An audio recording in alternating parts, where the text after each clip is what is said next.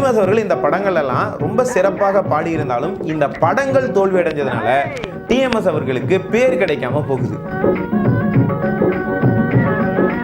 மக்களுக்கு ரொம்பவும் பிடித்த ஒரு யதார்த்தமான கதைக்களத்தில் ஒரு வெற்றி படத்தில் எப்படியாவது பாடணும் அப்படிங்கிற ஒரு உத்வேகத்தோட டிஎம்எஸ் அவர்கள் காத்திருக்கிறார். இப்போ டிஎம்எஸ் அவர்கள் வந்து பார்த்தீங்கன்னா யோசிச்சு பார்த்தா ஒரு முருக பக்தர், அவருக்கு உதவி பண்ணுறதுக்கு இன்னொரு முருக பக்தரையே ஆண்டவன் வந்து அனுப்பி வைக்கிறான். அந்த முருக பக்தர் யார் அப்படின்னா அவர் தான் சாண்டோ எம்எம்ஏ சின்னப்ப தேவர் அவர்கள்.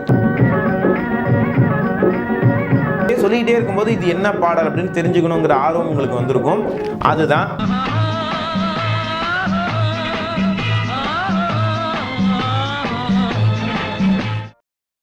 6 வருட போராட்டத்திற்கு பிறகு தூக்கு தூக்கி குலேபகாவலி போன்ற படங்களில் பாடி டிஎம்எஸ் அவர்கள் முதற்கட்ட வெற்றியை பதிவு செய்கிறாரு. ஆனால் வாழ்க்கையில் எப்பயுமே பார்த்தீங்கன்னா இந்த முதல் கட்ட வெற்றிக்கு பிறகு அடுத்த கட்டத்துக்கு 2வது கட்டத்துக்கு நம்ம நகரும் போது சில போராட்டங்களை நம்ம சந்திச்சு தான் ஆகணும். இது எல்லா துறையிலும் வந்து இயல்பு தான். என்ன நடக்குது அப்படின்னா டிஎம்எஸ் அவர்கள் அடுத்தடுத்த படங்களை நல்லா பாடியிருந்தாலும் அந்த படங்கள் எல்லாம் பல படங்கள் வந்து தோல்வியில் வந்து போய் முடியுது. இதனால் டிஎம்எஸ் அவர்களுக்கு கிடைக்க வேண்டிய பேர் வந்து கிடைக்காம போயிடுது. இதற்கப்புறம் குலேபகாவலிக்கு அப்புறம் கல்வனின் காதலி அப்படிங்கிற ஒரு படத்தில் போய் டிஎம்எஸ் அவர்கள் பாடுறதுக்காக போகிறாரு. ஆனால் அந்த படத்துடைய இசையமைப்பாளராக இருக்கக்கூடிய கோவிந்தராஜுலு நாயுடு அவர்கள் டிஎம்எஸ் வந்து ஏற்றுக்கல. படக்குழு சொன்னாலும் அவர் ஏற்றுக்கலை. அதற்கு அவர் சொன்ன காரணம் என்னென்னா இவருடைய குரல் வந்து பிசர் அடிக்குது அப்படின்னு சொல்லி. ஆனால் டிஎம்எஸ் சொன்னார், ஏற்கனவே இந்த பஞ்சாயத்து வந்து அதெல்லாம் வந்து முடிஞ்சு போய் நான் 2-3 படங்களை நல்லா பாடியிருக்கேங்க அப்படின்னு சொல்லி தூக்கு தூக்கி குலேபகாவலி போன்ற படங்களுடைய அந்த ஒளித்தட்டுக்களை எல்லாம் வந்து போட்டு காமிக்கிறாரு. அதுக்கப்புறம் இசையமைப்பாளர் கோவிந்தராஜுலு நாயுடு டிஎம்எஸ் அவர்களை ஏற்றுக்கிட்டு வாய்ப்பு கொடுக்குறாரு. அந்த கல்வனின் காதலி படத்தில் வந்து வரக்கூடிய பாரதியார் பாட்டு மனதில் உறுதி வேண்டும் அப்படிங்கிற பாடலை டிஎம்எஸ் அவர்கள் பாடுறாரு. இன்னும் ஒரு சில பாடல்களை டிஎம்எஸ் அவர்கள் பாடும்போது அவரோட இணைந்து பழம்பெரும் நடிகரும் பாடகருமான கேஆர் ராமசாமி அவர்கள் பாடுறாரு. முன்னொரு காலத்தில் டிஎம்எஸை பற்றி நிறைய விமர்சனங்களை வச்சவர் தான் கேஆர் ராமசாமி. சென்ட்ரல் ஸ்டுடியோஸில் வந்து வாய்ப்பு கேட்டு போகும்போது டிஎம்எஸ் அவர் அறையில் தங்கியிருக்கும்போது பக்கத்து அறையில் தியாகராஜ பாகவதரோட கேஆர் ராமசாமி வந்து தங்கியிருந்தார். டிஎம்எஸ் அவர்கள் சாதகம் பண்ணிக்கிட்டு இருக்கிறத பார்த்துட்டு எப்போ பார்த்தாலும் ஏன் இவர் வந்து இப்படி கத்திக்கிட்டே இருக்காரு, ஒரு நாளைக்கு இப்படி பாடி பாடி அவன் வந்து பைத்தியம் பிடிச்சி அலைய போகிறான் அப்படின்னு சொல்லி விமர்சனம் செய்தவர் தான் கேஆர் ராமசாமி. இன்றைக்கி டிஎம்எஸ் அவர்கள் ஓரளவுக்கு வந்து புகழ் பெற்று அவர் பாடுவதை நேரில் பார்க்கும்போது அவருடைய அசாத்திய திறமையை பார்த்து வியந்து டிஎம்எஸ் அவர்களோட வந்து பார்த்திங்கன்னா அவர் வந்து நண்பராகிறாரு. இந்த படமானது வெளியாகி மிகப்பெரிய தோல்விடுகிறது. ஏன்னா கல்கியினுடைய ஒரு கதையை மையமாக வைத்து இந்த படம் எடுக்கப்பட்டிருந்தாலும் இந்த படத்தை எடுத்தவங்க சரியாக எடுக்கலை. இந்த படம் தோல்வி படமாக அமைஞ்சதுனால டிஎம்எஸ் அவர்கள் ரொம்ப மிகச்சிறப்பாக இந்த படத்தில் பாடல்களை பாடியிருந்தாலும் அவருக்கு கிடைக்க வேண்டிய ஒரு நல்ல பேர் அப்படிங்கிறது கிடைக்காம போயிடுது. இதற்கடுத்து 1955வது வருடம் மாமன் மகள் அப்படிங்கிற ஒரு படத்தில் பாடுறதுக்கான வாய்ப்பு டிஎம் சௌந்தரராஜன் அவர்களை தேடி வருது. வழக்கம் போல் படக்குழுவினர் அவங்களுடைய தேர்வு டிஎம்எஸ் அவர்களாக இருந்தது. ஆனால் படத்துடைய இசையமைப்பாளர் எஸ்வி வெங்கட்ராமன் அவர்களுக்கு டிஎம்எஸ் அவர்களுடைய குரல் மேலே வந்து நம்பிக்கை இல்லை. 6-7 வருடங்களுக்கு முன்னால் இருந்து பார்த்தீங்கன்னா டிஎம் சௌந்தரராஜன் போய் இவங்க வெங்கட்ராமன் அவர்கள்கிட்ட வந்து பார்த்திங்கன்னா வாய்ப்பு கேட்டுக்கிட்டே இருந்திருக்காரு. ஆனால் வாய்ப்பே கொடுக்கல. ஆனால் எஸ்வி வெங்கட்ராமன் அவர்களுடைய இயல்பை பற்றி படிக்கும்போது ரொம்பவே வித்தியாசமாக இருந்தது. வீட்டுக்கு யார் வந்தாலும் அவங்க வந்து புகழ் அடைந்தவர்கள், புகழ் இல்லாதவர்கள், புதியவர்கள் யாராக இருந்தாலும் பார்த்திங்கன்னா ரொம்ப மரியாதையை வந்து நடத்துவாராம். ஆனால் யாரையும் வந்து லேஸில் நம்ப மாட்டார். கூடுமான வரைக்கும் அவங்ககிட்ட வந்து எடுபுடி வேலைகள்லாம் வந்து வாங்குவாராம். டிஎம்எஸ் அவர்கள் புகழ் பெறாத காலத்தில் கூட இவரை போய் வீட்டில் போய் பார்க்கும்போது அவரை வந்து ரொம்ப மரியாதையாக நடத்தினாராம். வாங்க சௌந்தரராஜன் உட்காருங்க அப்படிலாம் பேசிட்டு ஒரு பையன் பணமும் கொடுத்து போய் காய்கறி வாங்கிட்டு வாங்க அப்படின்னு சொல்லுவாராம். இந்த மாதிரி ஒரு இயல்புடையவர். இப்போ இவங்கெல்லாம் சொல்லும்போது வந்து பார்த்திங்கன்னா டிஎம்எஸ் அவர்களுக்கு வந்து வாய்ப்பு கொடுக்கல. ஏன்னா அவருக்கு இன்னொரு சுபாவம் இருந்தது. இப்போ ஒரு பாடகர் வரார் அப்படின்னு சொன்னால் இவர் மேலே இவருடைய திறமையை வந்து யூகிச்சு இவர் நல்லா பாடுவார் அப்படின்னு ஒரு முடிவெடுத்து அவராக வந்து வாய்ப்பு கொடுக்க மாட்டார். அவரை பற்றி எல்லாருக்கிட்டையும் போய் எஸ்வி வெங்கட்ராமன் அவர்கள் வந்து கேட்பாராம். இப்படி எல்லாரும் டிஎம்எஸ் அவர்களுக்கு வாய்ப்பு கொடுக்கலாம் அப்படின்னு சொன்னதற்கு பிறகு இவருக்கு நெருங்கிய ஒரு தபேலா வாத்திய கலைஞராக இருந்த முத்துகிருஷ்ணன் அப்படிங்கிறவர்கிட்ட டிஎம்எஸை பற்றி கேட்குறாரு. அவர் நல்ல விதமாக சொல்கிறாரு, இப்போ இவர் தான் வந்து மார்க்கெட்டில் முன்னணியில் பாடிட்டு இருக்கிறாரு, இவர் எப்படியாவது நம்ம கம்பெனிக்கு கொண்டு வாங்க அப்படின்னு சொன்னதற்கு பிறகு எஸ்வி வெங்கட்ராமன் அவர்கள் வாய்ப்பு கொடுக்குறாரு.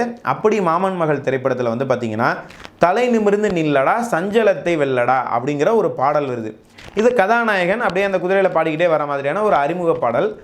பின்னாளில் வந்து பார்த்திங்கன்னா வந்த அச்சம் என்பது மடமையடா அஞ்சாமை திராவிடர் உடமையடா அப்படிங்கிற ஒரு பாடலுக்கு ஒரு முன்னோடியான ஒரு பாடல் அப்படின்னு சொல்லலாம். இப்படி எஸ்வி வெங்கட்ராமன் அவர்களுடைய இசையில் அடுத்த படம் நன்னம்பிக்கை அப்படிங்கிற ஒரு படத்தில் மீனை போல கண்ணாலே உள்ளிட்ட பல பாடல்களை வந்து டிஎம்எஸ் அவர்கள் பாடுறாரு. டிஎம்எஸ் அவர்கள் இந்த படங்கள்லாம் ரொம்ப சிறப்பாக பாடியிருந்தாலும் இந்த படங்கள் தோல்வி அடைஞ்சதுனால டிஎம்எஸ் அவர்களுக்கு பேர் கிடைக்காம போகுது. இதற்கடுத்து வீணை டி.ஆர். ராமநாதன் அவர்களுடைய இசையில் டிஎம்எஸ் அவர்களை பாட கூப்பிடுறாங்க. நானே ராஜா அப்படிங்கிற ஒரு படம், சிவாஜி கணேசன் தான் கதாநாயகன். டிஎம்எஸ் அவர்களும் போய் நல்லா தான் பாடுறாரு. ஆனால் படம் வெளியாகி மிகப்பெரிய தோல்வி படமாக மாறுது. அதுக்கப்புறம் என்னென்ன டிஎம்எஸ் அவர்கள் விசாரிக்கிறார். அப்போ தான் சொல்கிறாங்க, தங்கச்சியுடைய துர்போதனைகளை எல்லாம் கேட்டு தவறு செய்யக்கூடிய அண்ணன் கதாபாத்திரத்தில் சிவாஜி நடிச்சிருக்காரு அப்படின்னு சொல்கிறாங்க. அதாவது சிவாஜி வந்து கதாநாயகனாக முழுமையாக மக்கள் ஏற்றுக்கொண்ட ஒரு காலம். இந்த நெகட்டிவ் ரோல் மக்களுக்கு பிடிக்கல, அதனால் படம் வந்து தோல்வி அடைஞ்சிருது. இதனால் டிஎம்எஸ் அவர்களுக்கு கிடைக்க வேண்டிய அந்த பேரும் கிடைக்காம போகுது. என்னடா நம்ம பாடக்கூடிய எல்லா படங்களும் இப்படி வந்து வணிக ரீதியாக வந்து ஜெயிக்க மாட்டேது, நம்ம பாடினாலும் படம் ஜெயிக்கணுமே அப்படின்னு சொல்லிட்டு கவலையோடையே வந்து அடுத்த படத்துக்கு வந்து ஒத்துக்கிறாரு. அந்த படம் தான் வாழ்வினிலே ஒரு நாள். இந்த படத்தில் பாட போகும்போது பார்த்தீங்கன்னா பெரிய சோதனை வந்து காத்திருக்குது. என்னென்னு கேட்டிங்கன்னா, பட தயாரிப்பிலேயே ரொம்ப குழப்பம். அதனால் எப்படியோ பார்த்தீங்கன்னா 3 இசையமைப்பாளர்கள் இந்த படத்தில் வந்து வேலை பார்த்துக்கிட்டு இருக்காங்க. ஒவ்வொருத்தரும் ஒவ்வொரு நாள் கூப்பிட்டு ஒவ்வொரு பாடலுக்கு வந்து இசையமைச்சு அதை வந்து பாட சொல்கிறாங்க. இந்த 3 இசையமைப்பாளர்கள் யார் அப்படின்னா, டி.ஜி. லிங்கப்பா, சி.என். பாண்டுரங்கன் மற்றும் எஸ்.எம். சுப்பையா நாயுடு. இதில் 3 பேருமே பல பாடல்களை வந்து கொடுத்துருந்தாலும் எஸ்.எம். சுப்பையா நாயுடு அவர்கள் இசையில் வெளியான தென்றலே வாராயோ அப்படிங்கிற அந்த ஒரு பாடல் மட்டும்தான் வந்து வெற்றியடையுது. இந்த பாடலை டிஎம்எஸ் அவர்களோட சேர்ந்து பழம்பெரும் பாடகி ஈ.ஆர். ஜீவரத்னம் அவர்கள் பாடியிருந்தாங்க. இவங்க 1940களில் மிகப்பெரிய ஒரு புகழில் இருந்தாங்க. இவங்களோடலாம் வந்து பாட முடியுமா அப்படின்னு சொல்லி டிஎம்எஸ் அவர்கள் கனவு கண்ட ஒரு காலமும் இருந்தது. நடுவில் வாய்ப்புகள்லாம் குறைஞ்சு போய் அதற்கு பிறகு டிஎம்எஸ் அவர்களோட சேர்ந்து இந்த தென்றலே வாராயோ அப்படிங்கிற பாடலை நீண்ட இடைவெளிக்கு பிறகு வந்து பாடுறாங்க. இந்த பாடல் புகழடைஞ்சு மறுபடியும் ஈ.ஆர். ஜீவரத்னம் அவர்களுக்கு நிறைய வாய்ப்புகள் கிடைக்க ஆரம்பிச்சு இன்னொரு ரவுண்டு வந்து வராங்க.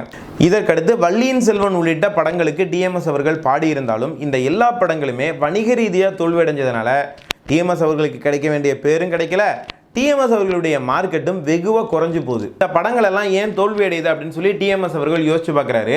என்ன காரணம் அப்படின்னு சொன்னால், பழைய திரைப்படங்களினுடைய தாக்கமும் அதே பாணியும் பயன்படுத்தி இந்த படங்கள் எடுத்ததுனால தான்.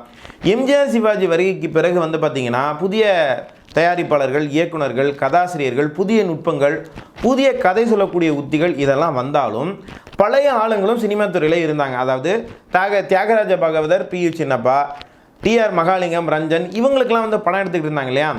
அந்த கதாசிரியர்கள், இயக்குநர்கள் அவங்களும் வந்து தொடர்ந்து படம் எடுத்தாங்க. ஆனால் எம்ஜிஆர் சிவாஜி வருகைக்கு பிறகு இவங்க எடுத்த படங்களெல்லாம் வந்து மக்களுக்கு வந்து பிடிக்கல அப்படின்னு சொல்லலாம். அதற்கு காரணம் என்ன அப்படின்னு சொன்னால், மக்களோட ஒட்டாத, மக்களுக்கு அந்நியமான கதைகளாக இந்த படங்களில் வந்து இடம்பெற்றது. அதனால் இந்த படங்கள்லாம் வந்து ஜெயிக்கலை. புதிய இயக்குநர்கள் எடுத்த படங்களெல்லாம் வந்து மக்களுக்கு ரொம்ப பிடிச்ச யதார்த்தமான அவங்களுடைய வாழ்வியலோட ஒத்து போகிற மாதிரி இருந்ததுனால இந்த படங்களை தான் வந்து மக்கள் விரும்பினாங்க. இதை வந்து டிஎம்எஸ் அவர்கள் தெரிஞ்சுக்கிறார். அதுக்கப்புறம் வந்து பார்த்தீங்கன்னா படத்தில் கதை என்ன, எந்த கேரக்டர் வந்து இந்த பாடலை வந்து பாடுறாங்க, அவங்களுடைய வடிவமைப்பு என்ன மனநிலைமையில் அந்த கதாபாத்திரம் பாடுது, இதையெல்லாம் பார்த்ததற்கு பிறகு தான் டிஎம்எஸ் அவர்கள் அதையெல்லாம் உள்வாங்கிக்கிட்டு பாடல் பாட ஆரம்பிக்கிறாரு அடுத்தடுத்த படங்களில். இப்போ மக்களுக்கு ரொம்பவும் பிடித்த ஒரு யதார்த்தமான கதைக்களத்தில் ஒரு வெற்றி படத்தில் எப்படியாவது பாடணும் அப்படிங்கிற ஒரு உத்வேகத்தோடு டிஎம்எஸ் அவர்கள் காத்திருக்கிறார்.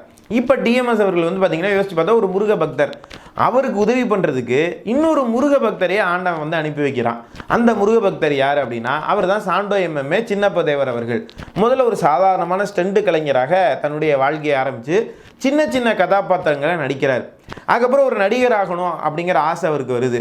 அப்போ அவங்க அண்ணன்கிட்ட போய் சொல்கிறார், ஏண்டா ஓனா மாதிரி உடம்பை வச்சுட்டு நீ எல்லாம் நடிக்கிறியா அப்படின்னு அவங்க அண்ணன் ஒரு கேள்வி கேட்குறாரு. இதில் ரோஷன் வந்து உடம்பை ஏற்றிக்கிட்டு எப்படியாவது குட்டி குட்டி கதாபாத்திரங்களில் நடிக்கணும் அப்படின்னு சொல்லி தீவிரமாக வாய்ப்பு தேடுறாரு. யாருமே கொடுக்கல. ஆனால் அவருக்கு வந்து வாய்ப்பை ஏற்படுத்தி கொடுக்குறவர் யாருன்னு கேட்டிங்கன்னா எம்ஜிஆர். எம்ஜிஆருக்கு வந்து பார்த்தீங்கன்னா ஏன் இந்த உதவியை செஞ்சார் அப்படின்னா ஒரு நன்றி கடன் பாக்கி இருந்தது. சாலிவாகனன் பட ஷூட்டிங்கில் ஹீரோ ரஞ்சன் வந்து எம்ஜிஆரை வந்து வேணும்னே வந்து தாக்க ஆரம்பிக்கிறாரு. இதை பற்றி நம்ம ஒரு தனியாக வீடியோ நம்ம சேனலில் போட்டிருக்கோம், நீங்கள் வந்து அதை வந்து பார்க்கலாம். அப்போ எம்ஜிஆருக்கு வந்து யாருமே சப்போர்ட் பண்ணல. ஏன்னா ரஞ்சன் வந்து ஹீரோ, அவர் தான் வந்து பெரிய ஆள். எம்ஜிஆர் வந்து புகழ் பெறாத ஒரு காலம். அப்போ சாண்டோ எம்எம்ஏ சின்னப்ப தேவர் அவர்கள் தான் எம்ஜிஆருக்கு ஆதரவாக பேசி அந்த பஞ்சாயத்தை வந்து தீர்த்து வைக்கிறாரு. இதனால் எம்ஜிஆருக்கு வந்து சின்னப்ப தேவரை ரொம்ப பிடிக்கும். அவர் நடிக்கக்கூடிய படங்களில் சின்ன சின்ன கதாபாத்திரங்களெல்லாம் இவருக்கு வந்து வாங்கி கொடுக்குறாரு. இப்போ இவர் ஸ்டண்ட் கலைஞராகவும் வேலை பார்க்குறாரு.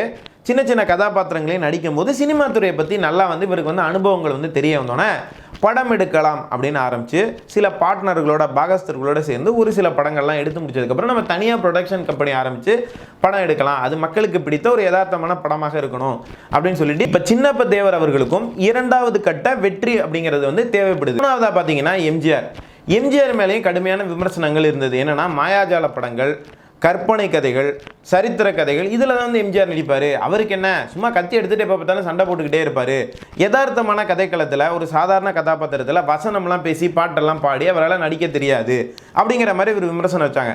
மக்களுக்கு பிடித்த ஒரு கதைக்களத்தில் யதார்த்தமான ஒரு படத்தில் எம்ஜிஆருக்கும் வந்து ஒரு வெற்றி தேவைப்பட்டது, டிஎம்எஸுக்கும் வெற்றி தேவைப்பட்டது, சாண்டமே சின்னப்பதேவருக்கும் வெற்றி தேவைப்பட்டது, எம்ஜிஆருக்கும் தேவைப்பட்டது. இந்த 3 பேரும் சந்தித்து கொண்ட ஒரு படம் தான் தாய்க்கு பின் தாரம் அப்படிங்கிற ஒரு படம். இந்த படத்தில் கதாநாயகனுக்கான ஒரு அறிமுக பாடல்.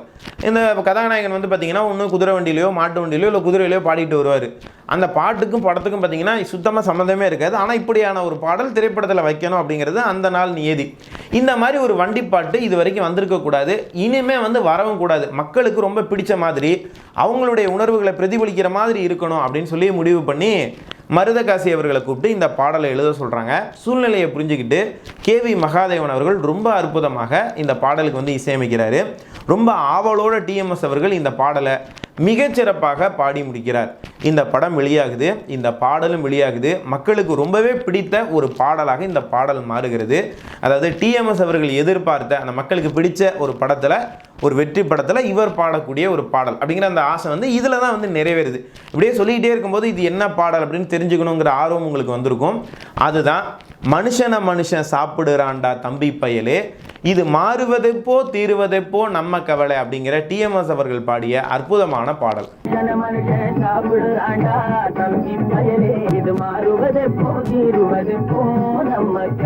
இந்த மனுஷன் சாப்பிடுறான்டா தம்பி பயலே பாடலை பற்றி ஒரு கூடுதல் செய்தி என்னன்னு கேட்டிங்கன்னா, இந்த பாடல் ஒரு இயல்பான மொழி நடையில் எழுதப்பட்டதுனால இது வந்து பட்டுக்கோட்டை கல்யாண சுந்தரம் எழுதின பாடல் அப்படின்னு சொல்லி நிறைய பேர் நினச்சிக்கிட்டு இருக்காங்க.